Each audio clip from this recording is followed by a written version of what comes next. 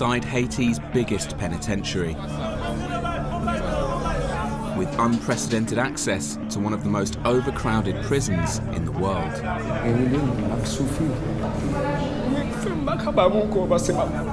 Meeting the men who are lost in a system and who the outside world has long forgotten.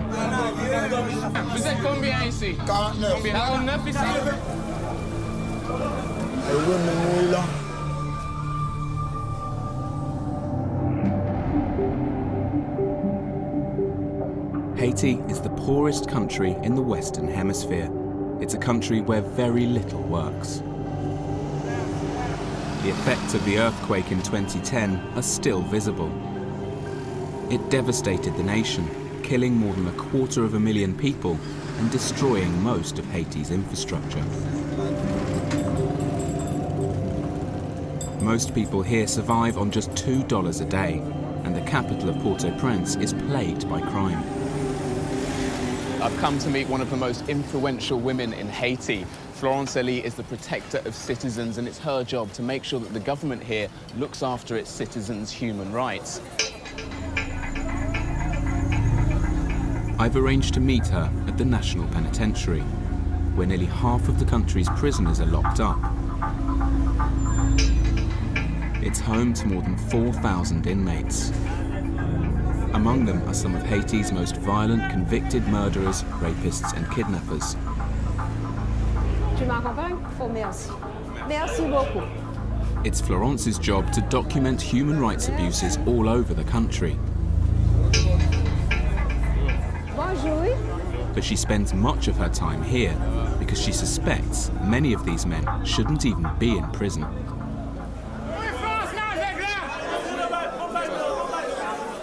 The prisoners have named this block the Titanic. This place is notorious, and Florence is surrounded by people. They're all desperate to try and tell her their story and get some assistance to get out. Does this happen every time you come in?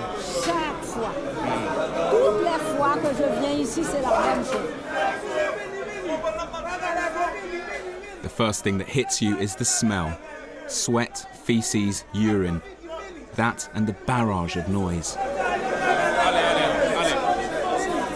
I've only been in here for about 5 minutes. I'm starting to freak out. It's totally crammed full of human bodies and everyone's desperate. They're trying to get water, they're trying to get food. They're trying to stay alive. They're locked up in these cells for 23 hours a day. As we arrive, it's breakfast. And the inmates are collecting their rations. We count 60 prisoners coming out.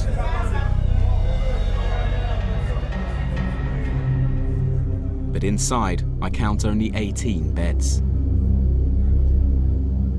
The extra men sleep in makeshift hammocks or fight for space on the floor. At 72 years of age, Florence is known as Mamie Flo. For many of these men, she's their only hope.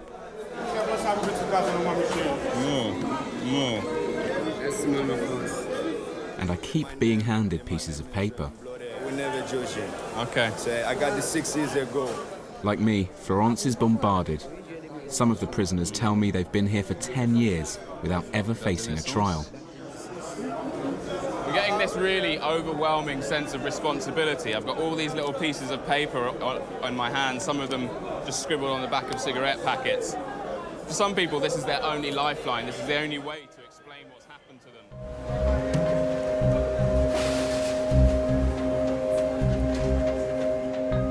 The prison guards agreed to let me speak with one of the inmates privately.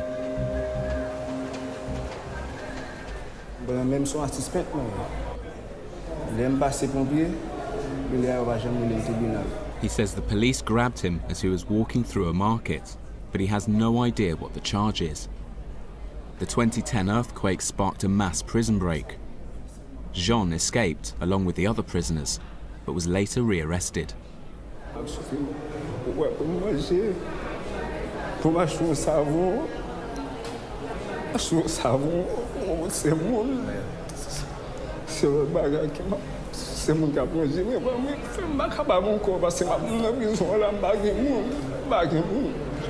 The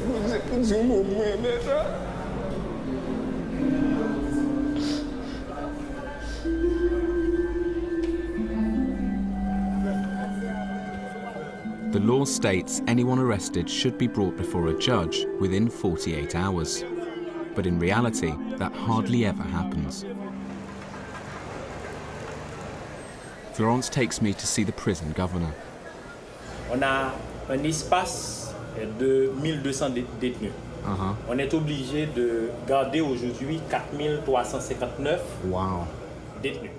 That's nearly 400% over capacity. Il y a environ 529 qui sont condamnés.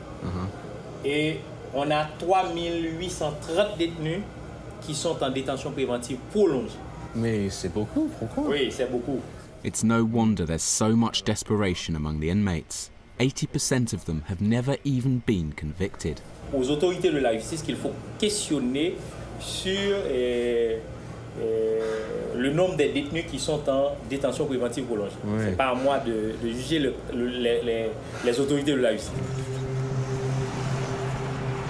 I want to track down a judge, so I'm heading across town to the courthouse, the Palais de Justice. There are more than 3,000 people in the main prison who haven't yet been tried. From what I've managed to find out, the real logjam is happening at the Palais de Justice. 60% of government buildings were destroyed in the earthquake, including the old courthouse. Even though it's now been moved to a new building, the justice system is still struggling to recover. Ça va? Florence knows most people in this building. If anyone can find a judge, it's her. Oh, oh. Mais... Fermé. Ah, il me semble qu'il n'est pas là. Non. Non, il n'est pas là non plus.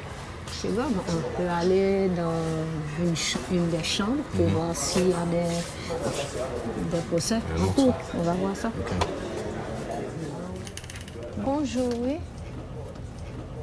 Ils sont I'm starting to get a sense of why it's so hard for people to get a trial in Haiti. I've been in here for 10 minutes with Florence. She's knocked on 2 or 3 doors. She's had to walk into a courtroom and she still can't find a judge. Can we find some judges to speak to? L'année judiciaire recommence en octobre. Is this why there are 3,000 people in prison waiting Il y a judgment? quelques cas. I'm told the judges have a 2-month holiday every year. And even when they're working, they only do part-time hours. I think we found a judge. Notre fonds n'est pas en Haïti. No, we haven't. We found his assistant. This is impossible. Merci beaucoup. Il n'est pas là. He's not in Haiti. Comment ça va? But it's not just the lack of judges that's causing the backlog of cases. Ce sont les dossiers. Le problème, c'est pas seulement le juge. C'est tout ce qui supporte son travail. The guys in prison who tell me, I don't know where my file is, nothing's happening. Vous montrer qu'il y a du désordre. They're not even in alphabetical order, Florence. Là, je ne suis pas It's kind of sorry, it's really making me quite angry. Seeing this is one of the most frustrating things that I've experienced since I got here. I'm going through my book and I'm looking at all the names of the prisoners who keep coming up to me and begging me to help them. Solomon, Francis, Wesley, Johnny. All of their files are in there somewhere, but nobody could ever find them. It's complete chaos. The Haitian justice system relies entirely on handwritten documents. On top of that, 40% of Haitians can't even read and write. So if they can't afford a lawyer, they have little hope.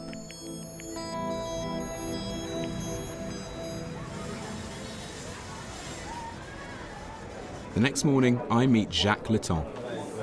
He's one of the most successful human rights lawyers in the country. He represents some of those who are lost in the system. En fait, comme je disais, aux dernières assises, on est arrivé à les faire sortir de la prison après 5 ans, 7 ans, 8 ans, 9 ans, voire 10 ans. Jacques' been battling Haiti's justice system for 10 years. This year, he's won the release of more than 40 people who'd never even been convicted. Expliquez-nous les circonstances d'arrestation. Jacques representing 2 inmates who are accused of being accessories to murder. But he's found evidence their alleged victim actually died of cholera. He wants to prove there's simply no case to answer. Depuis là, ça en prison. Après, nous avons 5 ans. 5 ans, 15 mois. That's 5 years they've served for a murder that couldn't possibly have been committed. Now that Jacques and his team have actually met these 2 men and confirmed that they're here, confirmed that the story they received is true, they need to go up to the administration building and see if they can get hold of a document to prove that these 2 men are in prison. Once they've got that, they can then go back to the courts and try to get them released. So the first step is to actually prove they're in prison. Jacques and his team head off to speak with the prison governor to find out why none of the archive staff are around. Et c'est tout qu'on a fait une demande de certificat depuis une semaine. Le responsable, il est en formation. Et vous savez pourquoi il demande que vous donniez des certificats de cours? Parce que Je ne suis pas responsable. Je ne suis pas responsable. Je ne suis pas responsable. The prison governor insists there's nothing he can do. So Jacques is forced to leave the prison to find a legal official who can certify that Hervé and Lexnor exist as prisoners. Luckily, the court that Jacques needs to go to is just around the corner from the prison, so we can walk there. oui. Donc on a le juge. We bring the judge back to the penitentiary. The 2 prisoners have just been brought out for a second time today so that they can appear before this local magistrate to confirm their identity. And with this document, hopefully, they can prove that these men are actually here and then start the process of actually getting them out. It's taken 4 hours to get 1 piece of paper just to prove that the 2 men are in prison. Finally, Jacques has what he needs to take their case to court.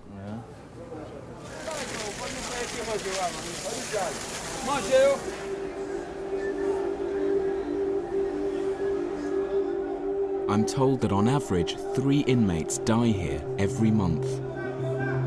I head to the infirmary to see the conditions.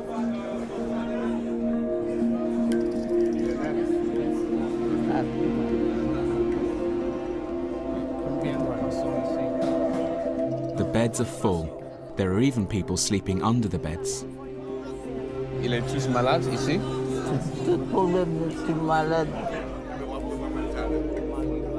Inmates are given 2 meals a day, but prison gruel is mostly made of flour and water. Those who don't have family to bring them regular meals can quickly become weak and malnourished. This place is like hell on earth. There are scores of men in there, emaciated, visibly sick, and they've all been crammed into the same room. I'm told that some of their families don't know they're here. Some of them have been there for years.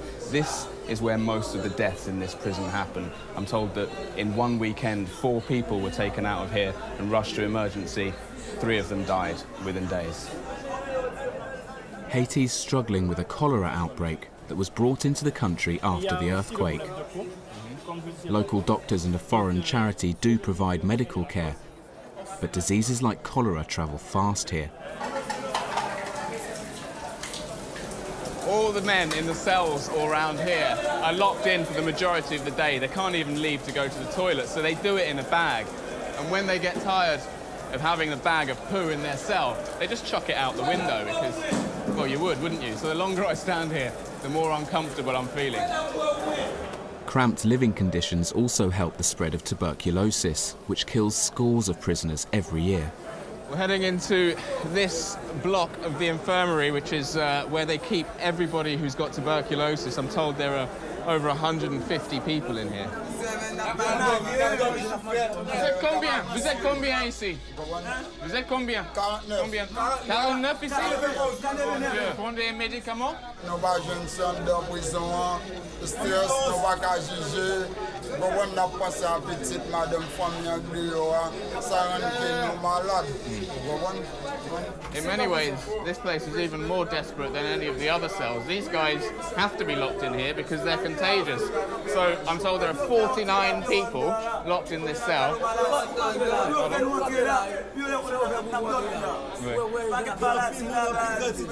You can see just how angry they are. They can't leave and they can't be allowed to leave.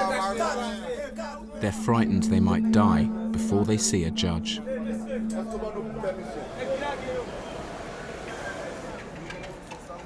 Even among the minority of prisoners who have been to court, there are shocking allegations of injustice. How long have you been in prison for? Paul Panel was thrown into prison in 2012, 3 years later.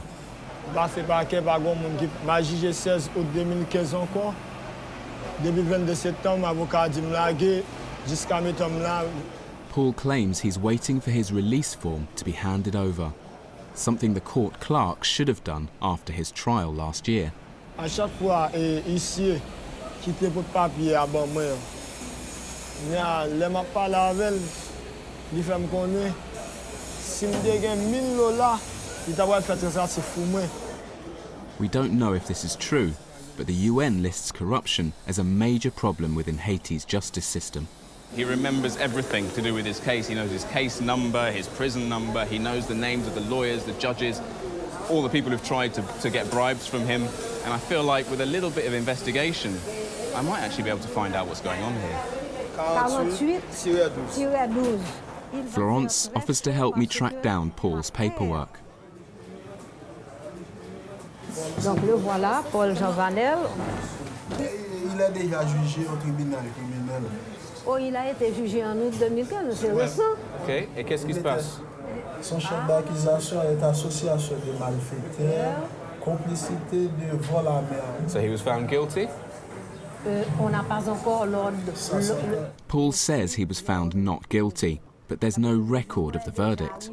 Après la session, le juge s'en va à son bureau, il écrit le jugement. Right. Et c'est un huissier qui apporte l'ordre de jugement. Donc maintenant, il faudra que je sache qui était le juge qui l'a jugé. This is like a bad dream. Jusqu'à présent ici, on attend le jugement de libération. Paul's adamant the judge acquitted him a year ago, but the release form is nowhere to be seen. Il faut des papiers pour qu'on puisse avoir les libérés. Et une fois que les dossiers sont perdus, eh bien le pauvre, il est perdu aussi. Tu comprends? Without the paperwork to back up his claims, or money to pay a bribe, he's condemned to a life in prison.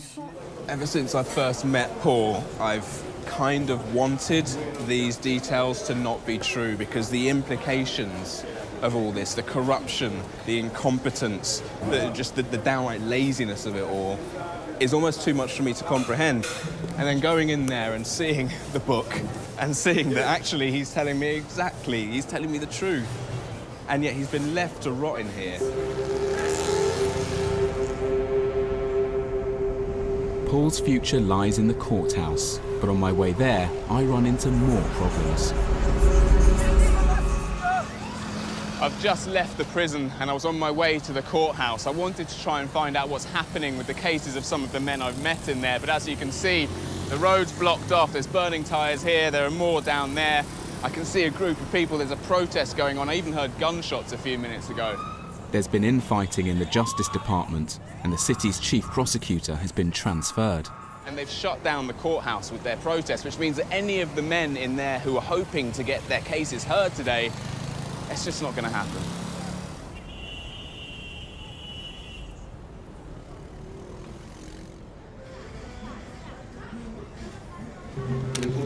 I want to put my findings to the Minister of Justice, Camille Edouard Jr. Haiti's had an interim government since February, and the presidential elections are just a couple of weeks away.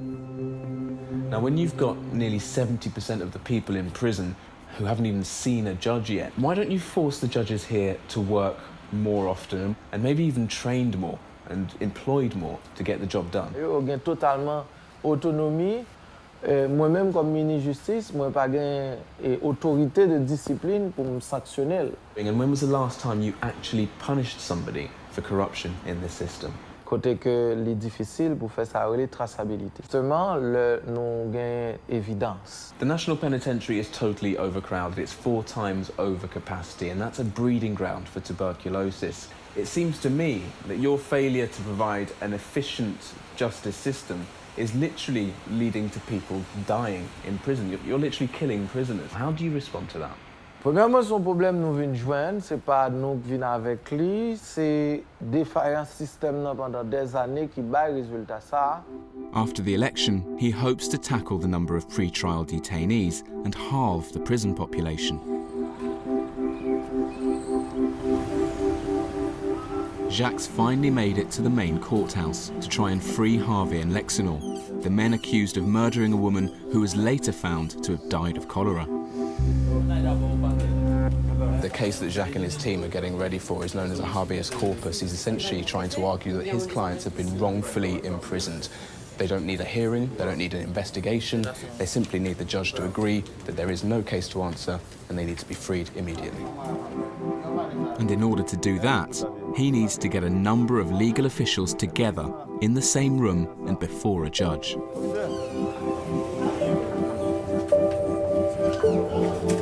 In the next half hour, these 5 lawyers are going to find out if weeks' worth of work is going to pay off. It's now in the hands of this judge. Constater le caractère arbitraire, voire même illégal, de la détention de ces citoyens et de ces citoyennes, pouvoir celui-ci statuer sans délai. Sans délai! The judge prepares to give his verdict. On constate le caractère arbitraire et illégal de la détention des surrectionneurs à service. Hervé Jean, ordonne en conséquence leur libération. Jacques managed to win the release of 2 men who, between them, have spent 10 years in prison for a crime they never committed. It's a small victory. Congratulations. Good work. Congratulations. Congratulations.